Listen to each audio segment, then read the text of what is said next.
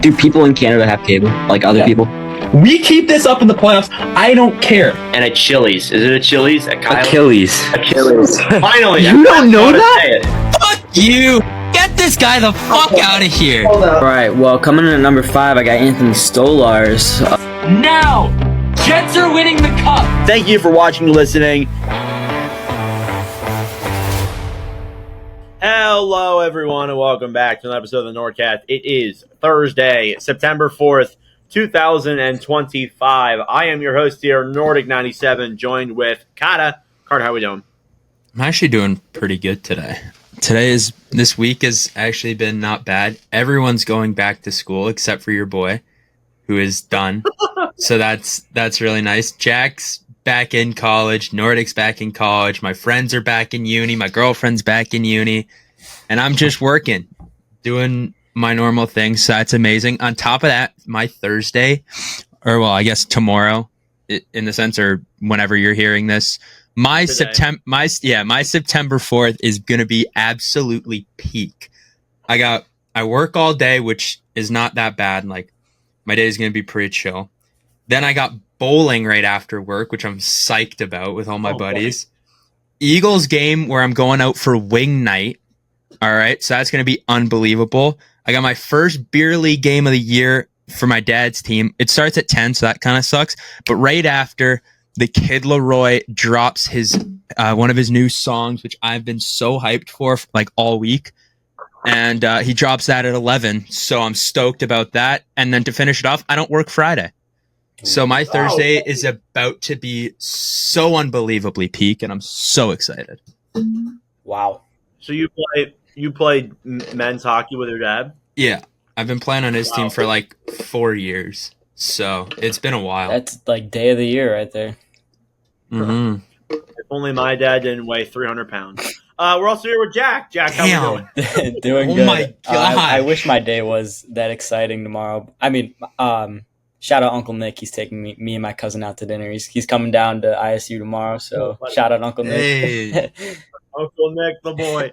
Jack, I have some unfortunate news for you, and you may know about this news, but Red Zone now has commercials. Yep, Red Zone has commercials. I would illegally stream it anyways, so it's not like I'm losing any money out of here.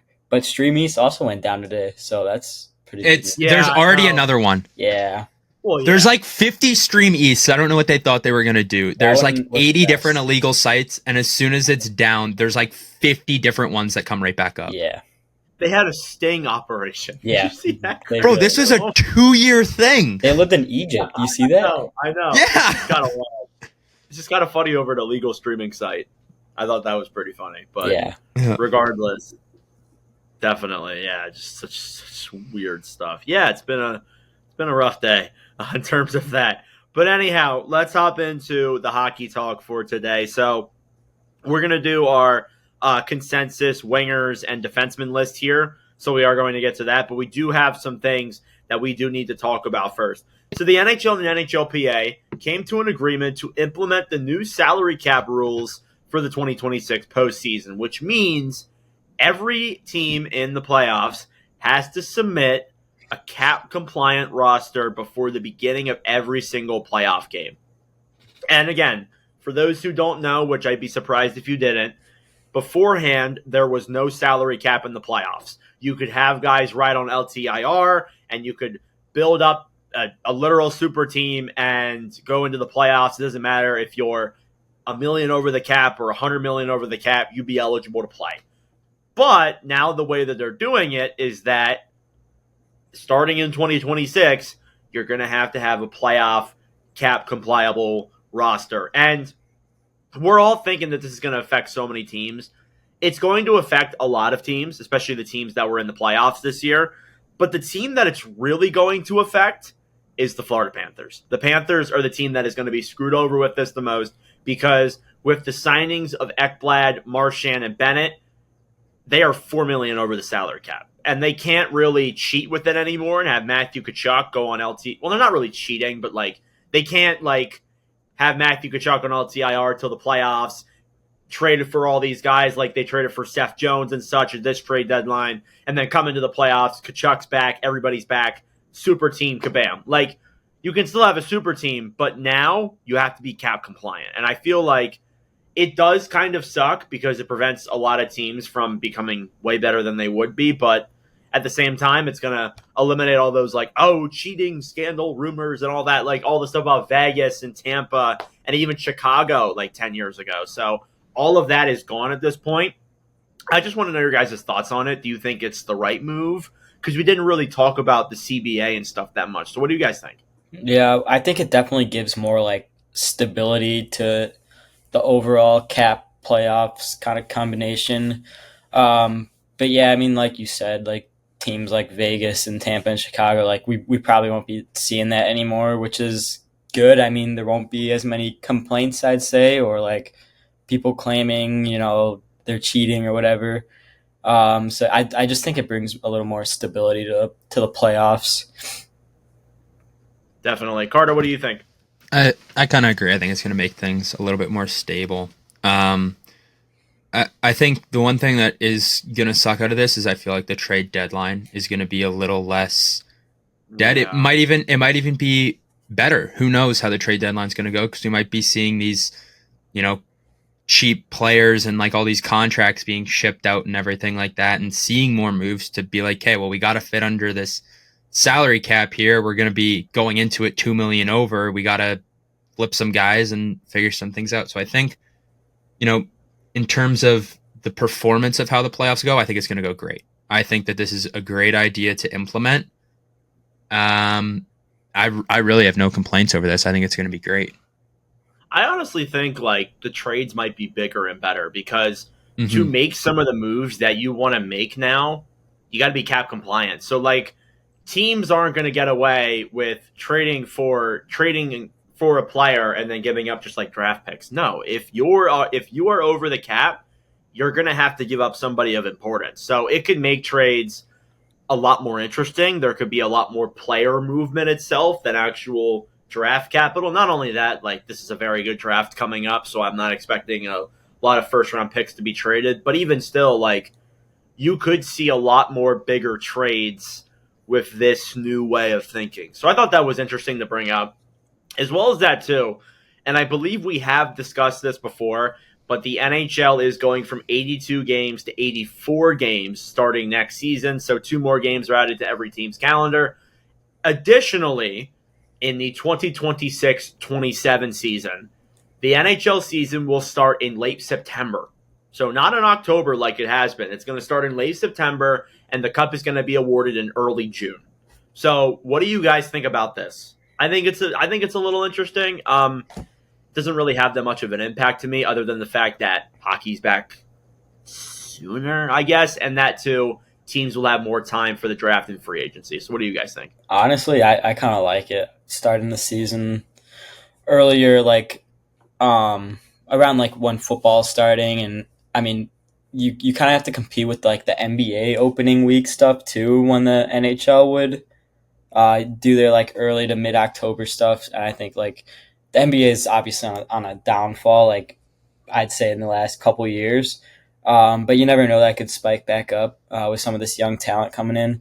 But I like it. I think it gives the NFL their window to start up, and then the NHL, then the NBA. And then after that, I mean, they can all kind of play at the same time. So, yeah. Carter, what do you think about this? I like it. I like the start time for it. I think early September or mid-September is going to be a great starting point, especially, early to mid-June for the cup being handed out is great, because I think we've seen it recently. I'm pretty sure, what was it, last year or 2 years ago when Florida won it the first time, Brandon Montour was on the float, and then 2 days later he was in Seattle, right? You don't get that time to celebrate with your team. And look at what Florida was on, right? Look at what they did this year. They were celebrating with it for felt like 2 weeks almost, right? But by that time, everybody who was in Florida and was signed in Florida beforehand didn't, they could party and do all that. But the guys who weren't signed, man, they had to spend all that time. They just weren't a part of that team. Their names are on the cup, not saying anything they weren't a part of the team, but they got to focus on finding a new team, working out their contract. Whereas if you start it earlier, you get those extra 2 weeks where you're still a team before July 1st. then everything's figured out. The one thing I don't like about this is the 84 games. I think we should just stick with 82. Not because of like I want to say like, oh, well, all these records and everything like that are now going to be like, well, this had 82 games, this had 84. That is a part of it, but I still feel like every game still matters, and the more games you add and add and add, sometimes it just makes things a little repetitive and could see things not matter in those, last little bit, which could be an issue, but it also might still be competitive. But I don't know. I just still think that the 82 games is good. I feel like I could get rid of the preseason, shorten it up to 2 games, but I wouldn't just add them to the regular season. I'd keep it at 82 in my opinion. That's what they are doing. I think that might be actually going into effect this year or the following year. They're shortening the preseason by like 3 or 4 games or something like that. But in my opinion, like I feel like that extra time, for me it's kind of like it's like a good thing, but it's also kind of like a bad thing. Because for me, again, like you get to see, teams have more time to negotiate with players. Like when the Panthers won the Cup, I believe it was on June. I'm trying to think in my head because I have like that whole month like memorized.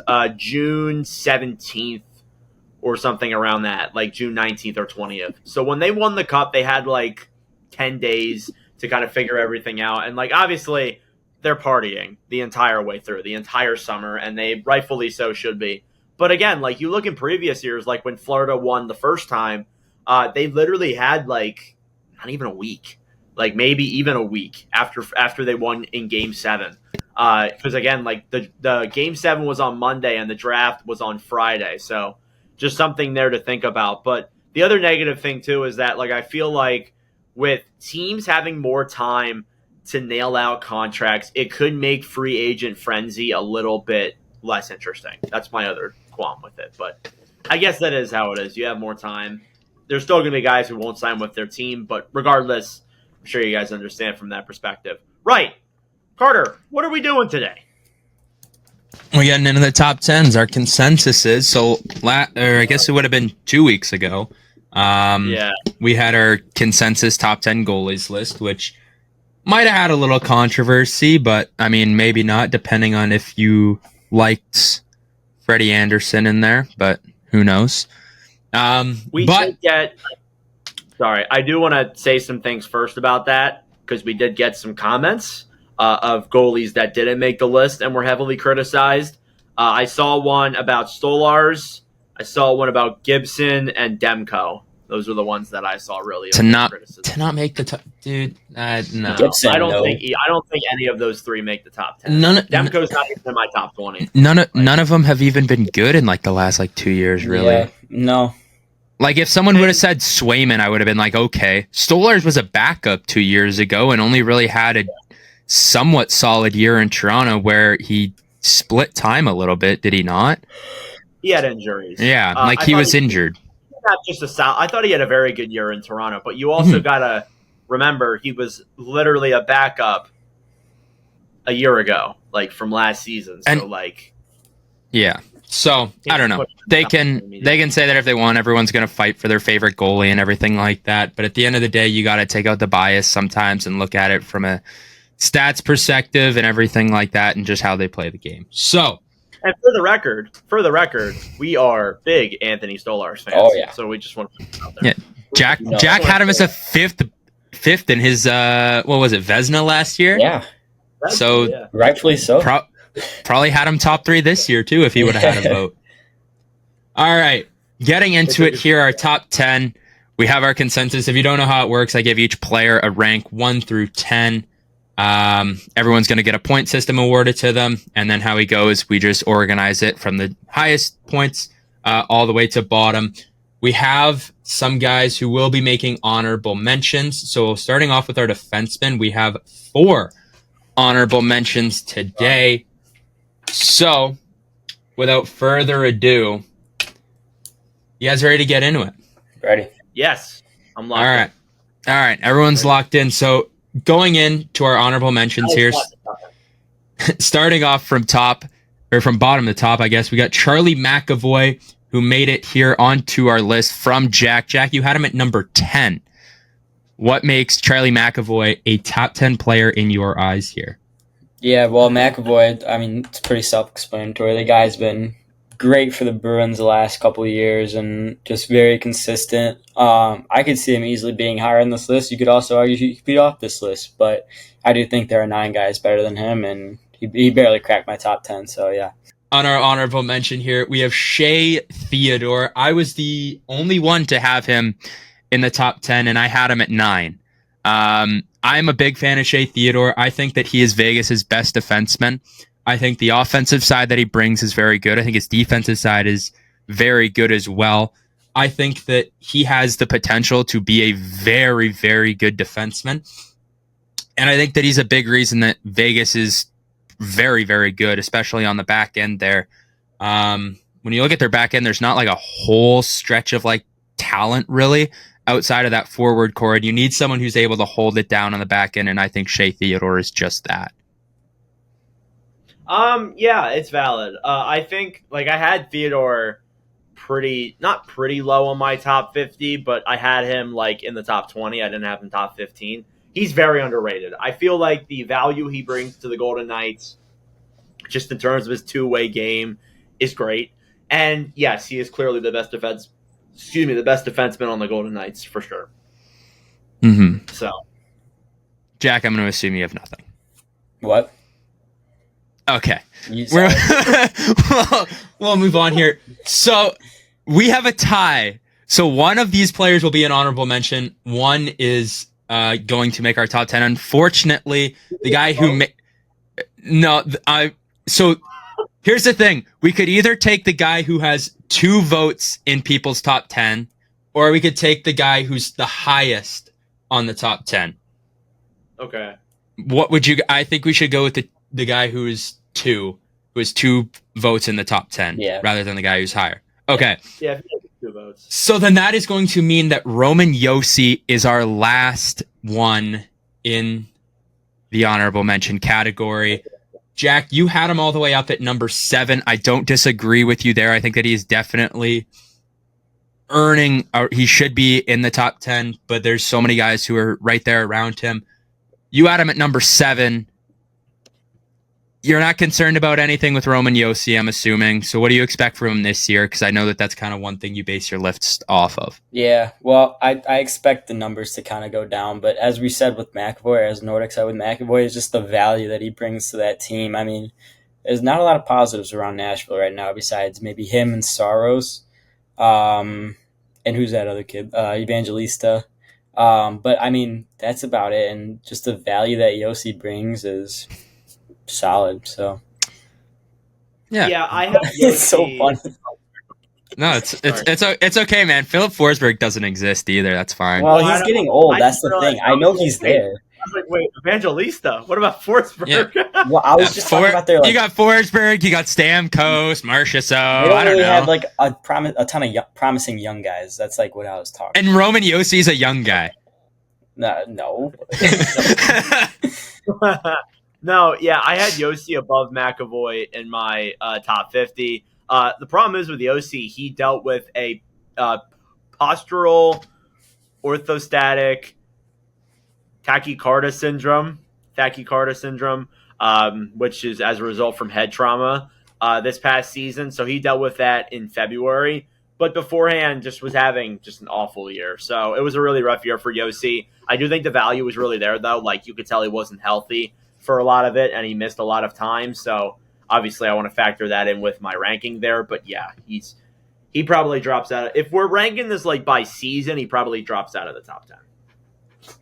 Yeah, I kind of agree with that. So with that being said, going into the top 10, we're starting at 10, working our way all the way up to 1.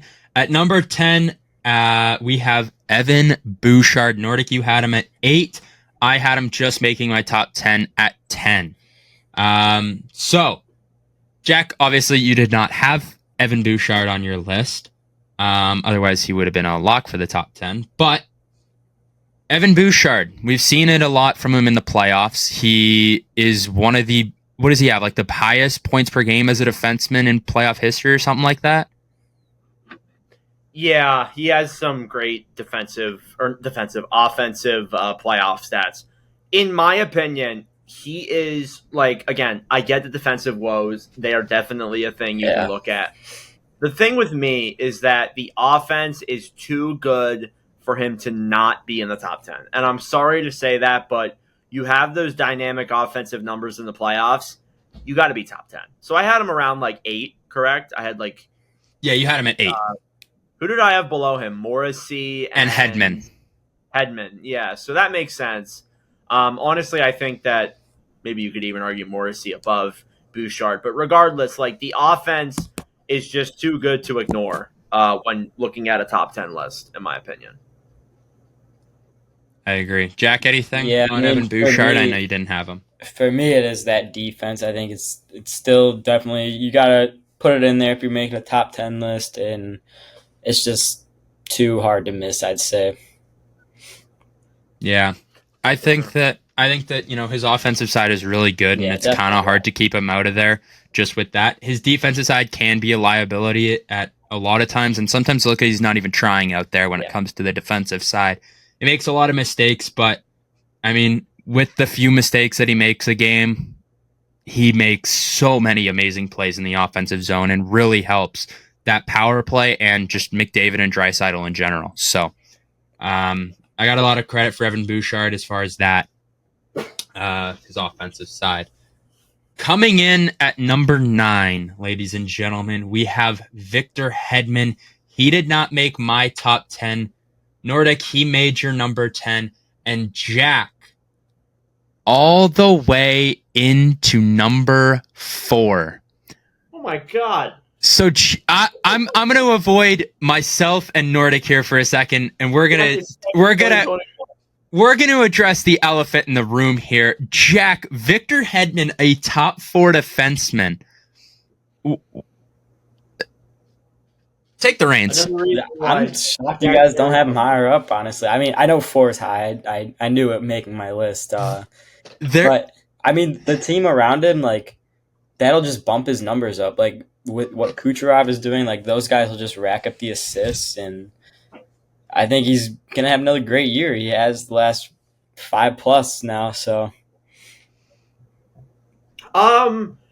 Yeah, definitely not 4. Definitely not 5, 6, 7, or 8 or 9 for me. He's number 10 on my list. But honestly, I think like Hedman still has that solid offensive capabilities. He's still Victor Hedman. He's also the captain of the team now. We forget that. I feel like the leadership still is there with him, and he adds that to his resume. Overall, he's a very solid and still an elite defenseman, even at his age. But he's definitely not what he used to be. If this was 2021, then he could be higher than number 4. But I don't know. That just seems a little bit crazy to me. Yeah, and that's fun. I'm not saying that Jack's an idiot, but no, it's just strange to see him all the way up at 4 when there's a player I'm going to get to in a little bit here that could be there. However, I still think that Victor Hedman is a very good defenseman. I think he's still elite. He's still a big part of that back end and has been for a while in Tampa. So I don't mind him being up at 9, but I certainly would probably not have him all the way up at 4. But again, that's just me and my own opinion. Coming in at number 8, we have Jacob Slavin, a guy who really started to get a lot of attention at the Four Nations tournament. We saw how good he was defensively, defending McDavid, Canada's superstars, and just every single nation's superstars as well. And then he carried that on into the playoffs and looked very, very good as well. So I had him at 8. Nordic, you had him at 7. And Jack, you had him at 9. So he fits in literally right in the middle of where we all had him, right at 8. So, guys, Jacob Slavin, what do we got? What are we saying here? Yeah, Best I mean, defenseman in the league. Yeah, I was just gonna say that. Yeah, and his Four Nations too. He was probably the best defenseman on Team USA. Honestly, yeah. Probably, yeah. I look back at that Four Nations team. Quinn Hughes wasn't able to play. Adam Fox, iffy at times. But yeah, I would say that Slavin was the best by far. Just overall, his defensive numbers are nothing to scoff at. This kid is phenomenal when it comes to his defensive game. So I'm a big fan of him because of that. again, he's been not really carrying because Carolina's played good defense for a long time now, but he's been a big part of why Carolina's defense is as good as it is. So I'm a big fan of him for sure. Definitely, he's a little bit lower than I would like. I would have loved to have put him in the top 5, but unfortunately, two-way defensemen have more value over just defensemen. Sadly, but overall. Mm-hmm. I agree. I think he's one of the best defensive defensemen in the NHL by far. And not only that, he still has good offensive upside. Like, he is literally the exact defenseman that every team would want. Very good defensively and can still put the puck in the back of the net and find open holes every time. He's a huge part of Carolina. And I think without him, Carolina would be so much worse than they are. I was going to say than they are right now, and yet they're like one of the best teams in the NHL. So we're gonna just mine past that here. Coming in at number 7 here, we have Josh Morrissey. I had him all the way up at number 6. Nordic, you had him at 9. Jack, you had him at 8. I am very high on Josh Morrissey because I have watched this guy blossom from literally a nobody to a Norris caliber defenseman. Mm-hmm. Not like high-end Norris, but top 5 Norris caliber. And I think that what he provides to Winnipeg Jets is unbelievable. He's very good defensively. He's not the best in the defensive zone, I'll be that. But his offensive upside is also unreal. So he jumps up in the rush a lot for a guy who is a little bit more defensive, I'd say. And he fits in literally with any D-man you put him with on his other side. They're amazing. So I absolutely love Josh Morrissey. I don't mind him at 7. I'd love to see him, higher in my opinion, but I think that he's pretty much at exactly where I'd have him. I'm glad to see that at least you guys put him in the top 10. That warms my heart. He's a top 10 regardless of Yeah, imagine saying that years ago. Like, Josh Morrissey is a Norris caliber guy. I wouldn't have believed you. Yeah, I wouldn't have believed you. Morrissey. We had him at 7, right? Yeah. Very, very good two-way. I feel like, again, he doesn't provide a ton of offense, but even the offense he provides, he scored some clutch goals for the Winnipeg Jets this past year. So I feel like that's something you also got to think about there as well. He was somebody who I love watching on that back end for Winnipeg. In terms of defensemen that I like, he's probably top 5, top 3, honestly. I'm a big fan of Josh Morrissey. Yes. All right. Cool. Nothing else? All right, we'll move on here. So this is where I want to ask Jack a question here. Because I think... No. Because he shocked me when I did not see Adam Fox on his list at all. Oh, yeah, I might have just forgot that one. That's my bad. So, Jack, Adam Fox not top 10 is going to be the headline here. Yeah. I definitely felt like you forgot him. I don't know where you're going to put him, but we're going to act as if he is not top 10 in your eyes. Well, I would try to fake it and play it off like he's not a top 10 defenseman, but he is. I just straight up forgot. Yeah. I can't do anything about it. So, Nordic, you had him all the way up at 3. I had him at 4. Jack had him in the depths of wherever.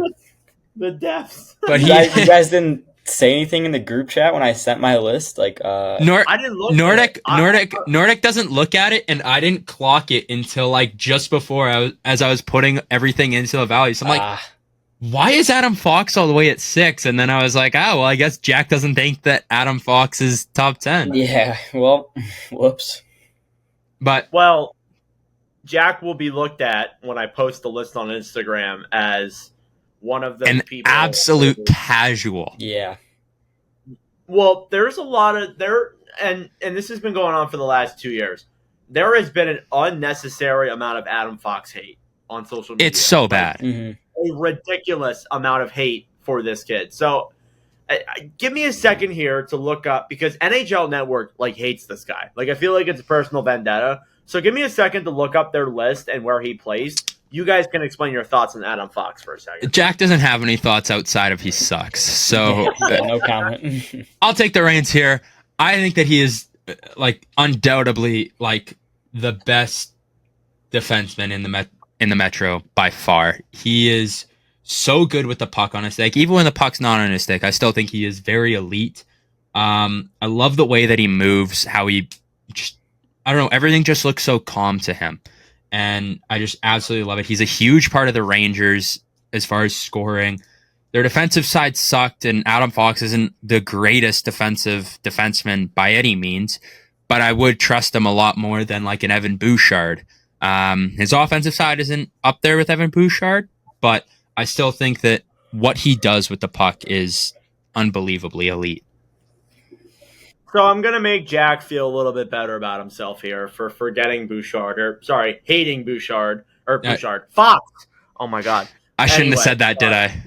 Yeah, you got me all messed up. I'm going to make Jack feel a little bit better. So he's not the only one. And Jack, I'm just giving you a hard time. Yeah. The NHL Network hates Adam Fox, despises Adam Fox. So in 2024, when they did their top 20 defenseman list, and they do this every year, he was ranked 8th. In this past year, which 8th, by the way, is kind of wild. Like above him was Gustav Forsling and Charlie McAvoy. And he was coming off a really good year too, wasn't he? Yeah. That was the year where the Rangers won the President's Trophy. They were good. This year, Adam Fox. Do you guys want to take a little bit of a guess where he finished? 16. 15. Correct. 16. Wow. Yeah. No, Carter definitely looked it up before. I didn't. Anyway. On my life, I didn't. I took a wild guess. I was just like, I'm just going to take double. That's nuts. He finished 16th. It's actually insane. The only defenseman who finished behind him, Devon Toews, Mikhail Sergachev, Lane Hudson, and Brock Faber. Like it's unbelievable the hate that is around with this kid. I really feel like I know that he'll have his ups and downs. Like every defenseman in the entire NHL has had that, even number 1 and number 2 and number 3. But to have him all the way at 16 is just diabolical to me. He's got great offensive numbers. He's solid defensively. And if you want to attest to his defensive numbers not being that great, look at the blue line. Like you're playing with K'Andre Miller, you're playing with all these other guys that he had. We forget that the Rangers blue line is literally honestly, it's almost completely new from last year. He doesn't have like a defensive defenseman to really help him out at all. Like when you outside of outside of Quinn Hughes, who has no defensive help, like everyone else, like their pairings pretty much have defensive upside. Like Makar has Devon Toews, who's really good defensively. Mm-hmm. Who does Heiskanen has someone? Harley. Right? Harley? Yeah. Harley's better defensively too, right? Like you're looking at a lot of these guys and it's like you can't judge him that much, right? So taking into account his defensive numbers a lot in your rankings is kind of hard to put out there, right? Like you look at him in the defensive zone, he's in his spot all the time, he's helping out, he's doing everything, but at the end of the day, it's a 5v5, and if you have your guy and someone else doesn't, it doesn't matter. The dash goes to everyone. And I know we're contradicting ourselves too, because this is literally a defenseman's list, and we're talking about how defensive numbers should not be kept in mind. But you also need to look at too, like this guy has dynamic offensive ability. He's great with moving the puck. And you look at the Rangers blue line compared to the start of the season to the start of 24-25, heading into 25-26. It's Adam Fox and Braden Schneider are the only two from last year at the start of the season that are returning. Gavrikov just signed. Carson Soucy traded midway through the year. Borgen, Capo Caco trade. Vakahainen, Trouba trade. Like, how is somebody supposed to play phenomenal defense? And even still, he wasn't that bad when your entire blue line is completely new people. So it's just so strange. And the hate is unreal with him. But regardless, we spent enough time on Fox. We got a whole nother list after this. Let's move on to 5. Well, Jack didn't spend enough time on Fox, but that's okay. Yeah, coming in at number 5, we have Zach Werenski. Jack, you had him all the way up at number 3. Nordic, you had him at 6. I had him at 7. So we'll see kind of what You know, I what saw that. what do you guys God. think? Zach Werenski, what makes him a top 3 defenseman? I mean, the guy had an unreal year last year. He could have won the Norris Trophy. But what is so funny? Damn it! What, me?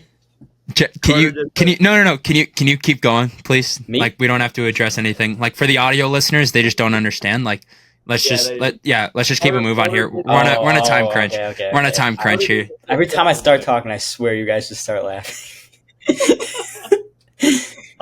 It's fine. Because you're less a joke. Sorry. I'm sorry. Yeah, I mean, the guy had an unreal year last year, and I think he's a top 3 defenseman in this league. I think he's going to have another great one this year. He had a great Four Nations tournament. Him and Slavin were really the 2 defensemen that stood out to me on that team. So Yeah. Yep. Absolutely. I'm so sorry. Yeah, absolutely. With Werenski, like, he carried Columbus this past year. Honestly, you look at how the Blue Jackets were. Their blue line, like, outside of Werenski's, not that great. Even if you look at like they have Fabra, who is solid. Provorov is Provorov. He's not that good. Honestly, I think that, like, he carried the back half of that blue line. The only thing, though, I have with that is that this is really his first year. Like, he's been good. I'm not going to say he's been, like, a bad defenseman before this year. But this is his first year of really taking over with the Blue Jackets. So that's why he was outside of my top 5. And I mean that with the most respect possible, because I love Werenski. He's one of my favorite defensemen in this league. So I definitely just want to say that as well. But anyhow, Werenski there at number 5 is very justifiable, honestly. Yeah, I think Zach Werenski had a really good season, a terrific season, if that. I think he was a huge part in Columbus being so dominant this year, and just completely came out of nowhere, out of the blue. So I think that, at 5 is definitely a good spot for him. I think he proved that he's a top defenseman in this league, and I'm very happy to see that he had a massive breakout this year. So all credit to him. I think he was a huge part in Columbus being, just fighting for a playoff spot here. Absolutely. Coming in at number 4, we have Miro Heiskanen. Jack, you had him at 6. I had him at 5. Nordic, you had him at 4. So he sits in right at his peak of what we had him. I think that he is an absolutely terrific skater. This guy moves like nothing we've ever seen before. Well, I mean, outside of the top 3 that we're going to get to eventually here. I think that how he moves is unbelievable. I think just what he does with the puck on his stick and how explosive he is completely unmatched. He's so good. Like, there's not enough like positive things I can say about Miro Heiskanen. It sucks having to play him 4 times a year, which Jack can attest to. Like, it sucks playing Miro Heiskanen because he's so good. Him and Makar. Yeah, him and Makar both suck to have to play so much, but I think that this guy is absolutely terrific. Seeing him once is fine with me. But anyhow, like, Heiskanen, the immense value he brings to the Dallas Stars is unbelievable. Now, I want to give credit, and I know, like, this is a Heiskanen segment, but I want to give credit to Thomas Harley. Harley took a big step this past year when Heiskanen was out with injury, and that's the reason why. I had Heiskanen for the longest time at number 2 on my list, because I really do think, like, the value and the overall skill this guy brings to Dallas is unmatched. And especially, too, like, you look at the whole Dallas blue line, outside of Harley and Lindell, it's not good. And again, even on that right shot side, it's Heiskanen and then Lyubushkin and Lundqvist. You saw how badly defensively this team got when Heiskanen went down with injury. So I think, again, like, the value that Heiskanen brings, honestly, might be the most valuable defenseman in the league, honestly. Besides maybe somebody in Vancouver. But regardless, that's my segment on Heiskanen. Yeah, he's been such an important piece of these Dallas teams the last few years in their deep runs. best defenseman on the team, and he's really just the core that kind of holds that team together. I'd say him and Ottinger. Mm-hmm. Carter, is who I'm thinking of at number 3? Maybe. Is it really the guy from Buffalo? Maybe. Oh my God! Wow. Because Rasmus Dahlin is up at 3. Jack and Nordic, you guys both had him at 5. I had him at 3. I am a massive Rasmus Dahlin truther. He is the brightest spot in Buffalo. He's very good defensively, very good offensively. I know that that's like a very like small like light that you need to be the brightest spot. It could be dim as crap and it'd still be the brightest spot.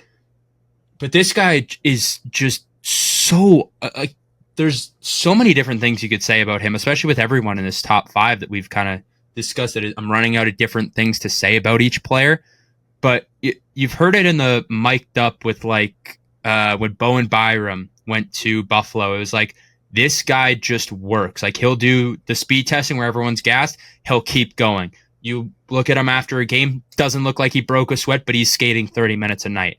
Like, he is just an absolute, like, he's a demon out there. Like, it's unreal, this guy. And I give so much credit to just him in general for being the only bright spot in Buffalo. His offensive game, unreal. His defensive game, unreal.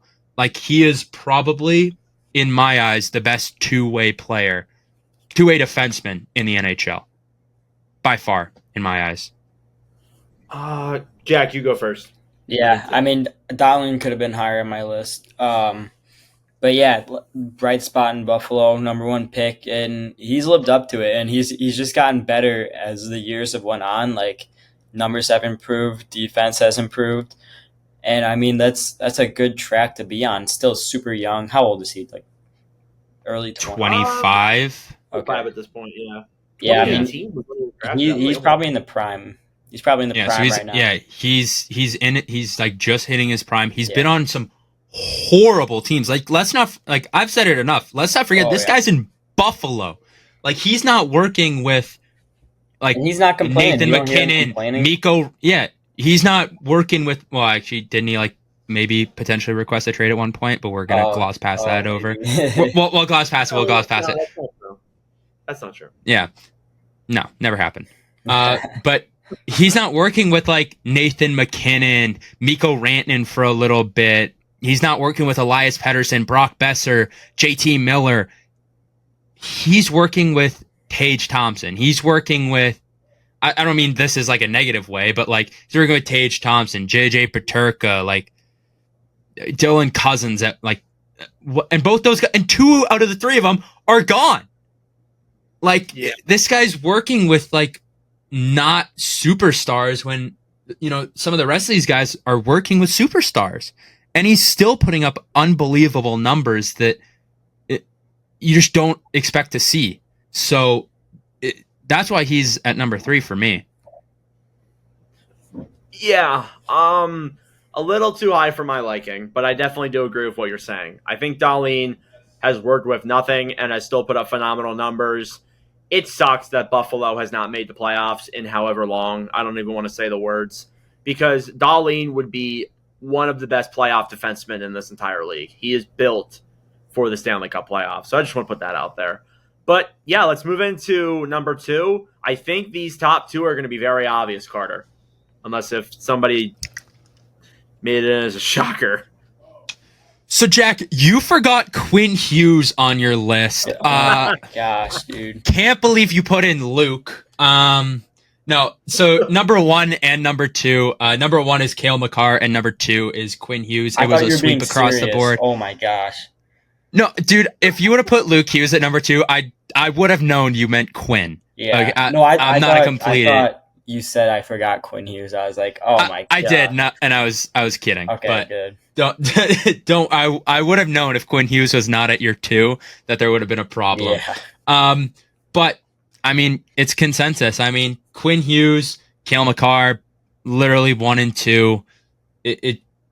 You could argue that 1, you could swap them either way. I don't think it would really matter, but I think that Cale Makar has had more consistency over his career, and I think to me that's what makes him higher up on my list than Quinn Hughes. I do think that the offensive upside of Makar is better, but the defensive side of Hughes is better as well. But I think that the gap between the other two for each of them it leans a little bit more in Cale Makar's favor. And Mikhail Makar is my favorite.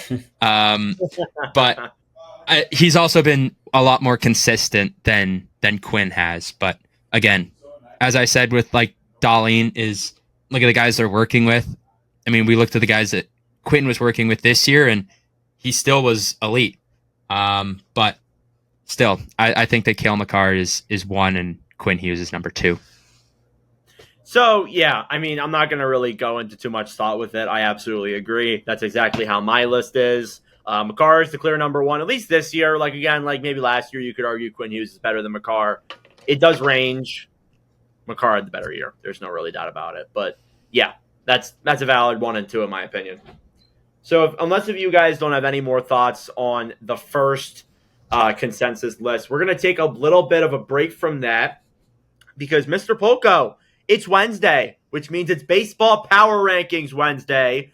So I want you to go over your top 10 power rankings. All right, let me pull and it up. everybody can take a quick nap real quick, and you can explain where and why you have everybody ranked where you have them. All right. Well, starting off at number 1, 10 to 1. I'll go from 10. Okay. Yeah. Number 10, I got the Yankees. The Yankees, I believe I had them out of this list last week. They're really a team that's gotten hot in the last week. They had a good win over the Astros last night. And I mean, Astros have been tough too. And to see that from them, it's encouraging if you're a Yankee fan, see that offense get going.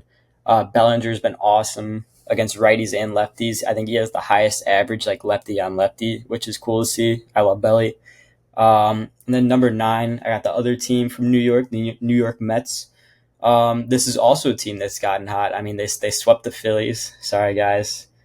But the Phillies just cannot seem to beat them. Like when they're at Citi Field, it's just one of those weird things. And then they just got a series win over the Tigers. They lost today. But encouraging signs from them for sure. They'll definitely be a threat in the NL.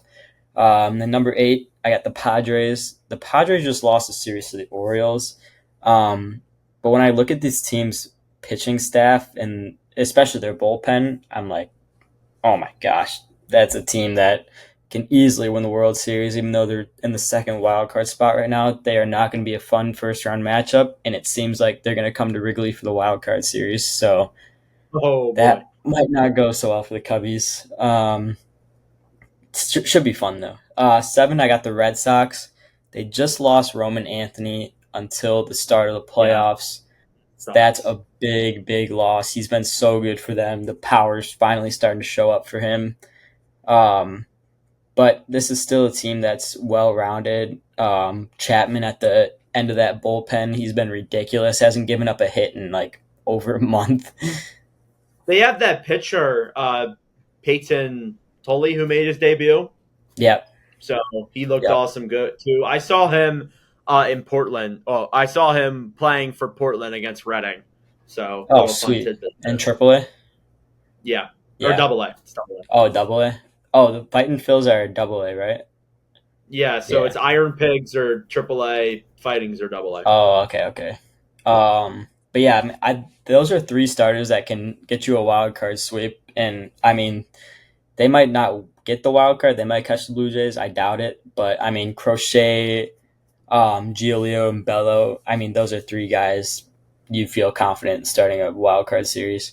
Number 6, I got the Dodgers. Pretty self-explanatory. They could be higher. I mean, they're always ready once playoff time comes around. And I mean, that's really all I got on them. 5, Blue Jays. Blue Jays have kind of cooled off a little bit.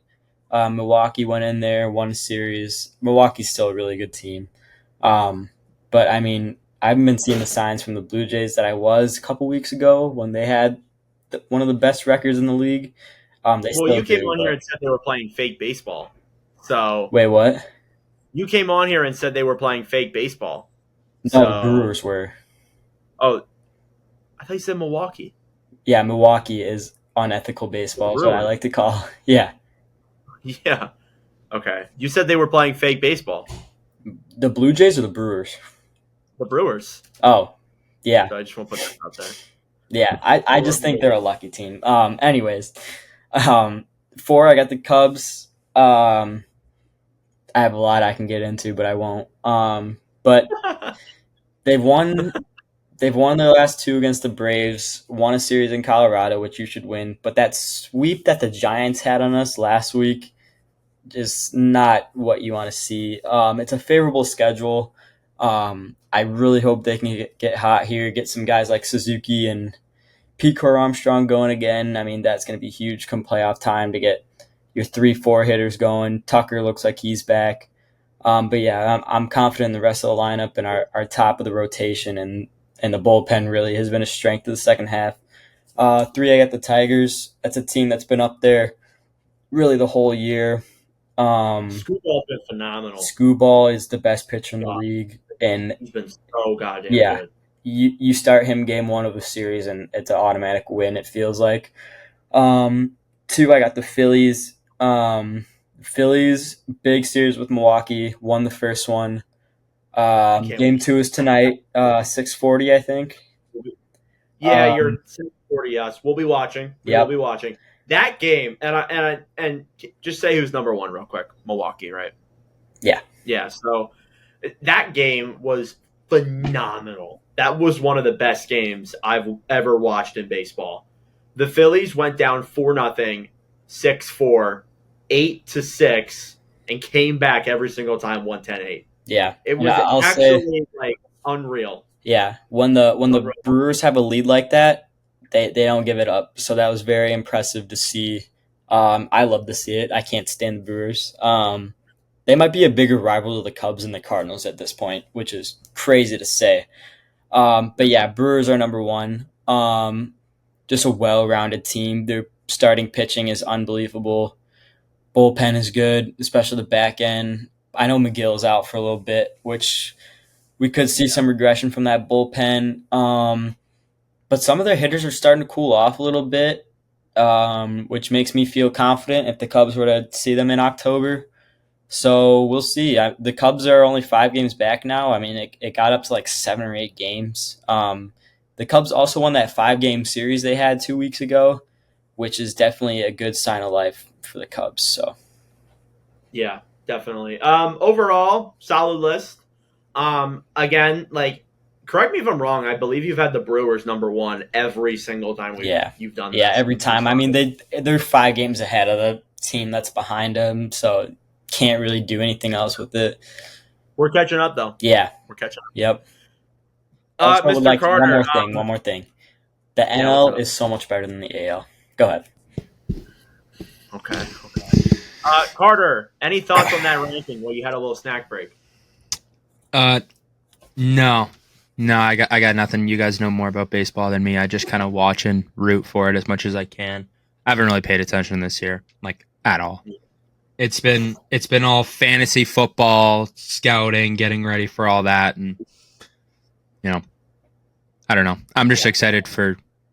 I don't care till it gets to like the end of the season and playoffs, but whatever. I trust Jack. I trust his list, and thank you. We'll move on from that. All right. We got the wingers now. We got our wingers. I'm going to try and go through this one a lot quicker because we have no honorable mentions. Oh, yeah. Woo! Good job, everybody. Honorable enough. No honorables. So, at number 10, it is a sweep across the board here. Ooh. Artemi Panarin. Okay. That's rare. That's a rare sweep. That's the first one we've done. First one, yeah.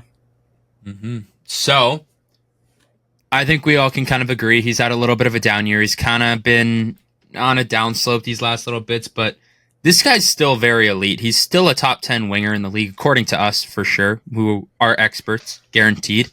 But I think that he's really, really freaking good. I love Artemi Panarin. He's still elite. He's still good. He's still on a good team. They've had a bad year last year, but 2 years ago, man, like Artemi Panarin was something special. So he's coming into a contract year, is he not? Too, isn't this his contract year? Which is So he feels so old because that was 8 years ago now. yeah, crazy. Or Jack, 7 years ago. But before we go into his playing style from like the two of you, Jack, what are the chances he goes back to Chicago to play with Bedard? Oh man, I would like to see that. I mean, his passing ability and Bedard's shot, that'd be something else. But I don't know, man. I could see it now that you say it. I never really thought of that, but we'll have the cap space. Oh, well, I'm God, just saying, with the amount of players we've speculated to go to Chicago, like Marner, they got to bring a superstar in at some point. Henderson, Panarin, man, if only all those worked out and they have a super team. Yeah, if only. Yeah. Oh yeah, oh shut. Yucky. Anyway, with Panarin, he's still got that offensive capabilities. He's still dynamic. I've lost the personal respect for him with the whole allegation thing that went down, but still a very good player. Still makes the top 10 in my opinion. Okay, Jack. Nothing from Jack. Oh, sorry, Carter. On Panarin. Yeah, on Panarin. Yeah, no, not really. Okay, so the only thing you had to say was just him and Bedard after I put that little snippet in your head. Okay. Bedard stays on my mind. Yeah. Cool. Appreciate that. Coming in at number 9, again, almost a sweep, but I had this guy one spot higher. We have Kyle Connor of the Winnipeg Jets here at number 9. I honestly don't mind this spot for him. I think that he's kind of had 1 year of very, very good production, and the year before that he was pretty solid, but I think that we're going to, after this year, he's going into his contract year, I think we're going to start looking at Kyle Connor a little differently. This guy is still an elite goal scorer. He's playing on a line with Mark Scheifele, who is very good at scoring and passing the puck as well. He plays on the power play, and he's so good. He's really good, so I'm hoping that after next year he gets a little bit more respect from you guys and the outside crowd as well. But I don't know. Maybe it's because of Winnipeg that some people don't think he's top 10. But I mean, this guy is still a top player in this league for sure. Yeah, Connor definitely, unfortunately too low. But yes, you are right. Like only 1 year of really elite play. He's had some very good seasons before, but this year was like a breakout for sure. Yes. I loved watching him in the streams, in the playoffs too. He was great. So I can only hope for the best heading into next season. I definitely think Winnipeg's going to take a slight regression. I've said it a little bit before, but I like Kyle Connor. Very good at number 9. Yeah, Jack? I agree. Just the goal scoring ability is next level, and he's a huge piece to Winnipeg's success last year. So I don't expect him to slow down. All right, number 8. Right.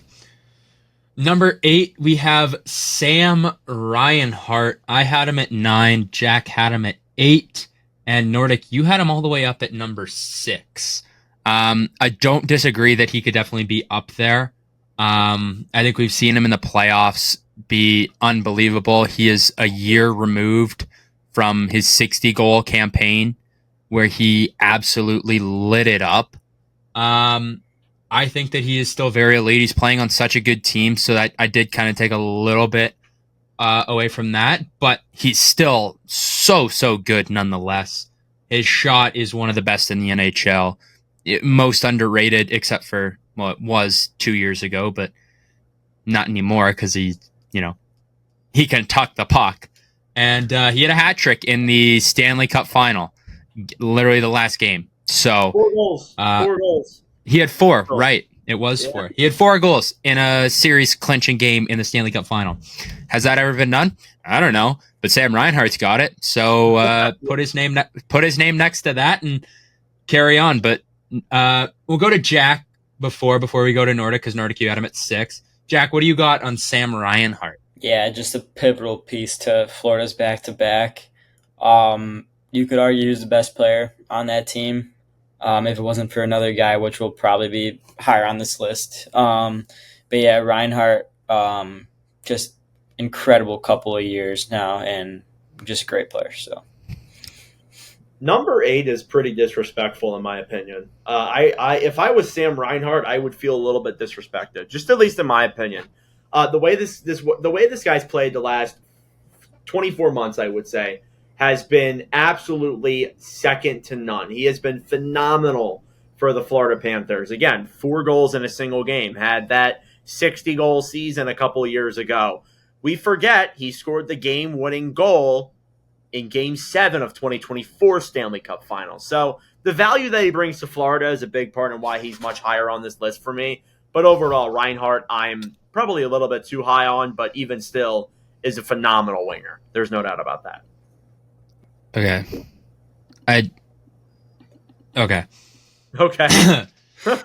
No, you just, I don't know. You confused the crap out of me with that. Is that it was like disrespectful, but then you're also like, I'm too high. So I don't. I guess that's true.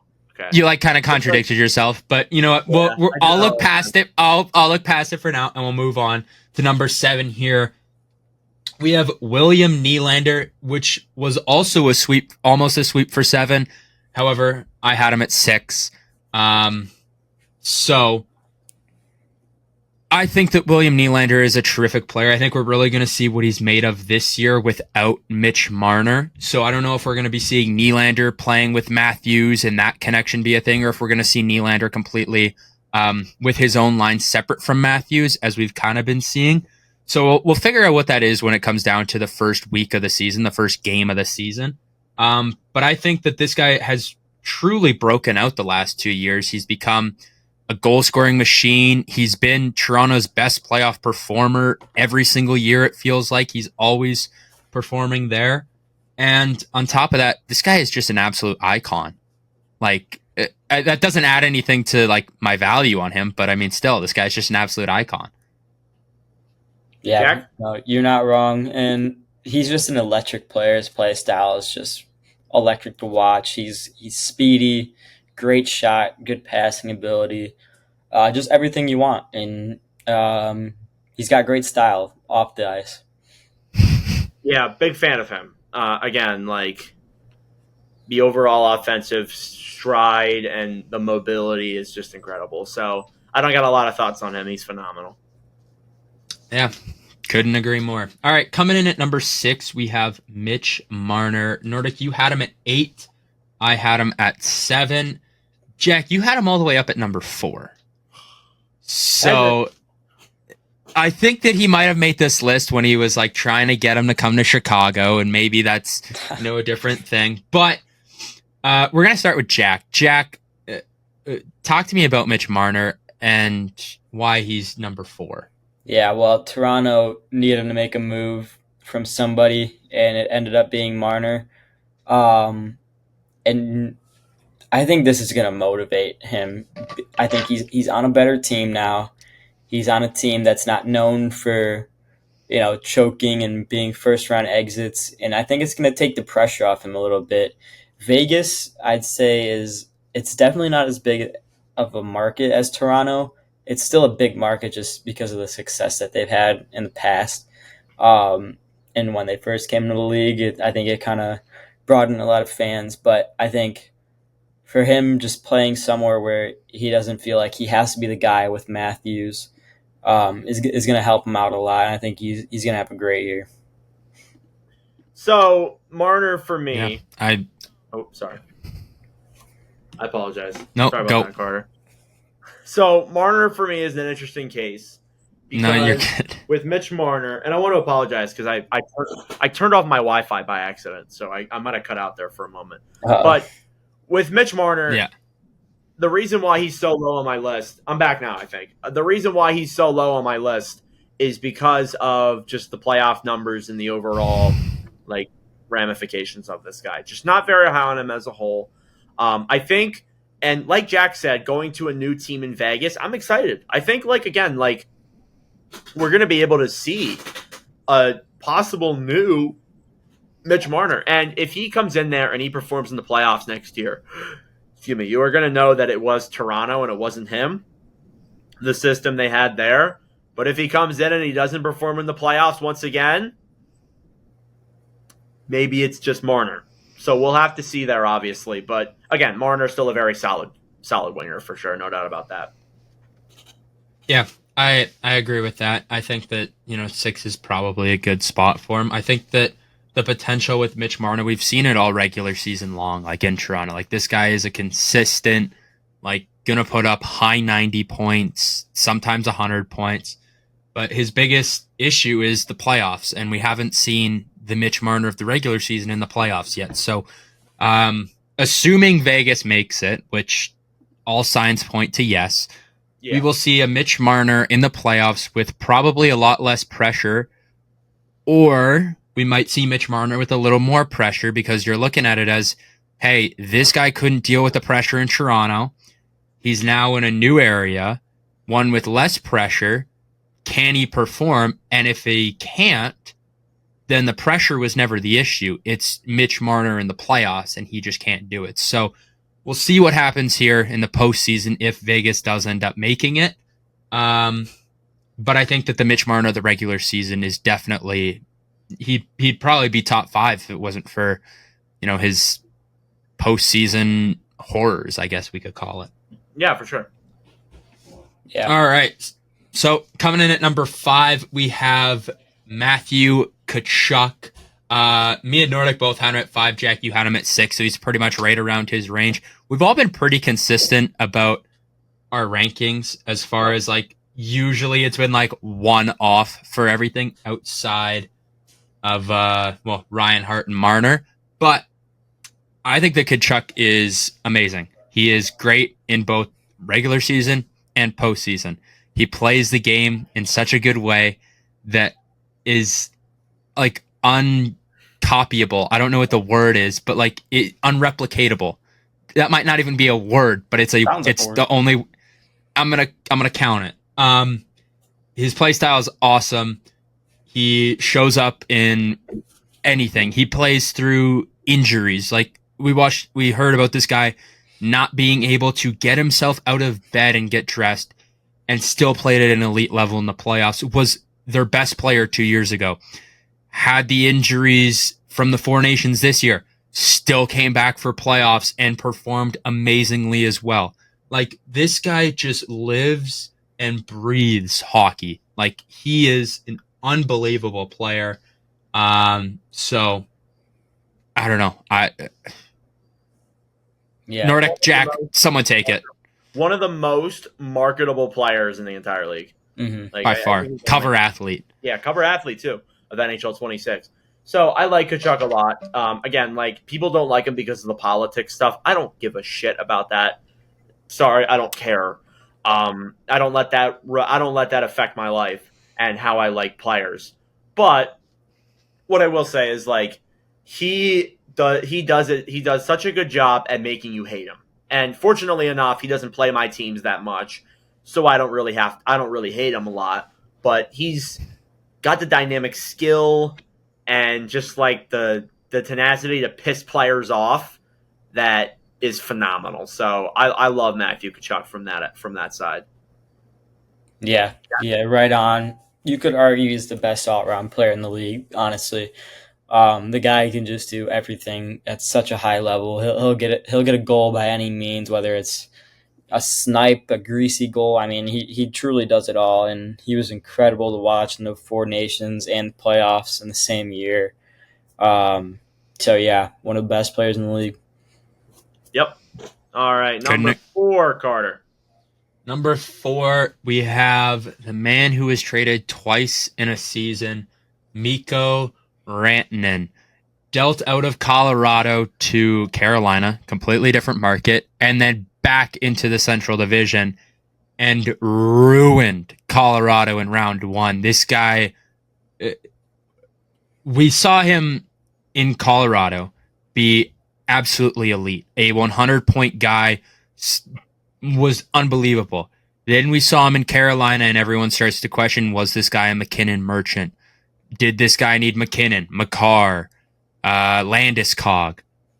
Then he goes back to the Central Division with the Dallas Stars, and he performs like the Rantanen of old. He performed so well, was so elite in the playoffs.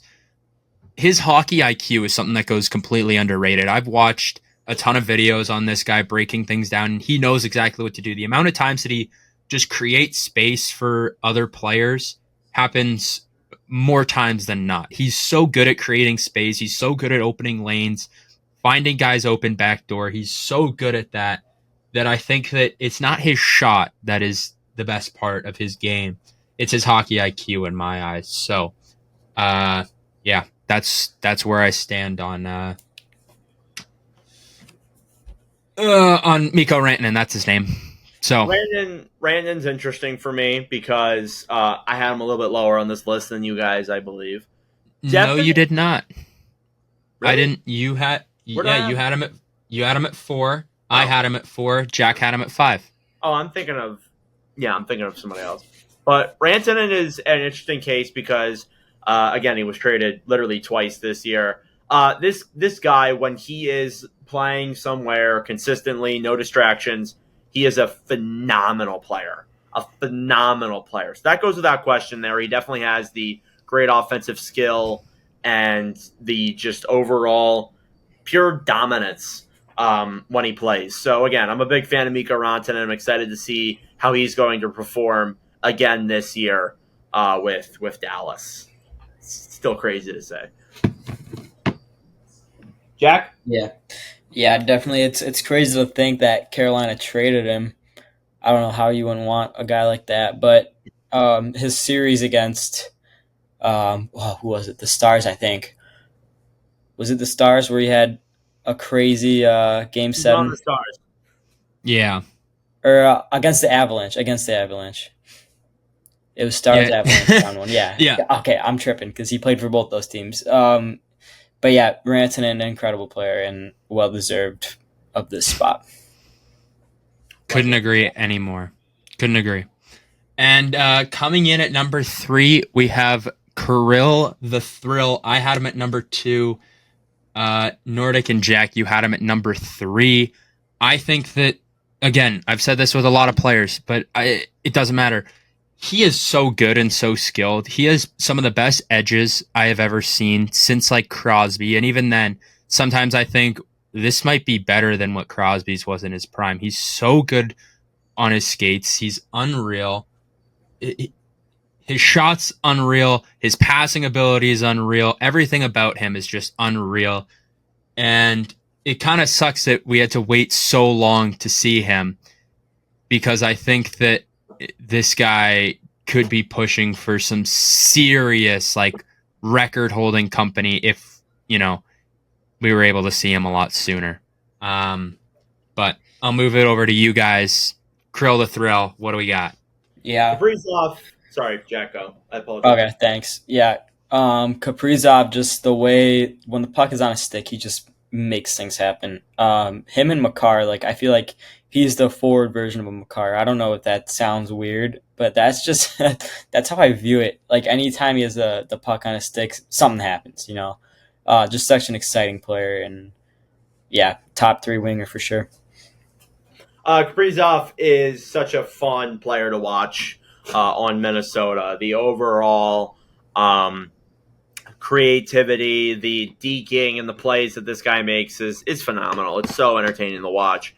So I'm a big fan of Kaprizov. Definitely warranted of being in the top 3. But there are 2 other wingers who I believe are much better than them. So let's hop into that. And the first one that you think is better comes in at number 2 on our list, and it is David Pastrnak. The Boston Bruins forward, an unbelievable goal scorer, and was the only bright spot on Boston for the back half of the year after McAvoy got hurt and everything like that. He is, again, special. I think his goal scoring ability is second to none. He's so good with the puck on his stick. He is an underrated passer as well. I think his speed is very good as well. His decision making is very good. But I think everybody knows David Pastrnak for his elite shot. So. Yep. Pastrnak played a massive factor in why the Boston Bruins were in the playoff race until the trade deadline. We forget that he had 110 points on a team that just could not score to save their lives. So a very weak offensive team offset of Pasternak. So he's definitely warranted of being in the top 3. Is definitely top 2 for me. Just phenomenal upside. Phenomenal. Jack? Yeah, Pasta, you could argue he has the best shot in the league. And just a really valuable piece to a Bruins team that may not be heading in a great direction. But, I mean, when it's all said and done, he'll be an all-time Bruin, which is definitely saying something considering the history of Boston. So, yeah, for sure. Carter, I know who number 1 is, but you want to tell us who number 1 is? Well, yeah, obviously number 1 is Brandon Tanev. What? That's a crazy pull. Legend. Jack, you had him all the way up at number. No, I've done too much trolling. Nikita Kucherov. He's also Mr. Consistent. He's been so good for just what feels like his entire career. Playoffs, regular season, doesn't matter. He puts up points, he scores goals, he sets everything up, and he's so good. There's nothing else we can say. He's the best winger in the league and has been for a while. Kucherov is just so... He's Kucherov. Like, there's really nothing else to say. The only concern that I have with him is that he hasn't scored a goal in the playoffs in a while. So I do want to factor that in there. But regardless, that's odd. He's been a very good elite player and is by far the best winger. No doubt about it. Yeah, it's kind of a weird way of saying Ryan Donato, but all right, that works too. Of course. No, I'm kidding. Yeah, but I love Donato. Just wait. 3 years from now, Matvey Michkov top 5. Just wait. Oh, okay. Actually, after next year, he'll be top 5. Next year. All right. Okay. Well, that's our consensus list. Do you guys have any thoughts? Any surprises? My big surprise is Adam Fox. Yeah, that's what I was gonna say. Yeah, it was a mistake. I'm sorry, everyone. Yeah. Disappointing. Well, you knew it was gonna happen with me at some point. Yeah. Always There's always someone. Some way or another. Nah, I love you, Jack. So to wrap up the podcast, we're gonna do a little bit of a trivia. The NFL season is starting up. Are we making predictions? Not yet. I'm not smart enough for that. The NFL is starting up its season. By the way, Carter, you see that Jack is doing baseball rankings. LeBlanc is doing college football. You're doing NFL rankings for the podcast. Yes, so I have something to do. Yep, I just want to make you known of that. But we're gonna do a little bit of a fun trivia. So one of the best things that you can get in an NFL game is a hot dog, and I have the list of the prices for hot dogs at every NFL game. So I want you guys to guess the most expensive and the cheapest. I'll let you guess the team, and then if you want to, you can guess the price. But you can guess the cheapest is the Baltimore Ravens. That's what I was gonna say. So Carter, you get the first guess. You are incorrect. They are down there though. They are at $3.49. I know they just changed their prices because I know they lowered it. Like there's someone cheaper. Okay, yeah. I'm flying out there for Bears Ravens this year too, so that should be fun. Oh boy, that'll be a good game. Yeah, I got some family out there. You should fly down to Philly for Bears Eagles on Black Friday. I'll be in Baltimore again for Thanksgiving, and Baltimore's not far from Philly, so come up to the game. I'm there. I'm there for that game. Happen Black Friday. Yes. And then come to Washington D.C. for Broncos Commanders. I won't be at that one, but I will be in Baltimore, maybe in Philly. Better. Okay, let's see. I'm trying to think. Lowest hot dog price. Yeah, go for lowest first. Highest might be easy. Is it a good team? He doesn't know. Hang on. I don't believe they're a good team. Okay. I don't think it'd be any team in New York. I don't think New York. Washington. No, it's not. It's not a team in New York. Okay. I'm just looking up their stats here real quick, just because, honestly, again, I'm not a big football fan, so I don't really know. Wouldn't be they have not been good the last couple of years. I doubt it. I feel like they charge a lot. Who'd you say? Okay. Last couple. Okay. I'm gonna say. The I'm trying to help you too. Atlanta Falcons. There you go. Oh, Atlanta Falcons. yeah, I like have that. The cheapest wieners. Boom. They are at $2. There we go. $2 per hot dog, which is one hell of a fucking deal. That's really good. You can get 5 Yeah, hot That's dogs. really good. My You can get 5 goodness. hot Wow. dogs for $10. That is a That's pretty steal. damn good. That's pretty good. Yeah. I like that. All right, can you guys guess the most expensive hot dog? I know my guess. I'll let you go first. The Raiders. The Raiders are number 2. They are at 10 to 26 Oh. a wiener. Okay. Let me think. I was just here. thinking like Vegas, everything's expensive there. So. No, I'm thinking like LA, but I feel like you would have said third. Let because me there say were two something. teams. The Rams and the Chargers would have the same price. So That's Yeah. what I'm saying. They do. They are That's what I'm not. saying. So that's They are not at the most expensive. They are at $10 a wiener. So they are third. that's Okay. ridiculous. They okay. are third. I'm wanna Number 1 say, is outrageous. It's pretty outrageous. Okay, I want to say like it could be a New York team, but I don't think so because they share a stadium as well. They do. What about like a Miami? Maybe I don't know. I don't think it'd be Miami. I mean, you can start slinging Are out you- guesses. Doesn't matter to me. Nah, I want to get this on my first try here. Okay, Jack got if they've been good. Can I get that? Yeah. Have Yeah, they been good the last couple? Have they been good? Yes. Yes, I can confirm. So they have been good. Don't think it'd be Philly, but he knows they've been good right away. It is not. Part of me Philly. wants I will to tell you that. Yeah. And I will Part of me- I will give you another team that it isn't, because the Eagles and the what's the name of the Texas team? Why am I blanking? Dallas Texas. or Houston. Yeah. Them and Houston or whatever are tied with 6.56 a wiener. Oh my god. Not bad. Part of me wants to say the Cowboys, but I don't think it's the Cowboys. I'm like, I don't know. By the way, the NFL So they've average been is good. $7. So I just want to say that. Yeah. I don't know.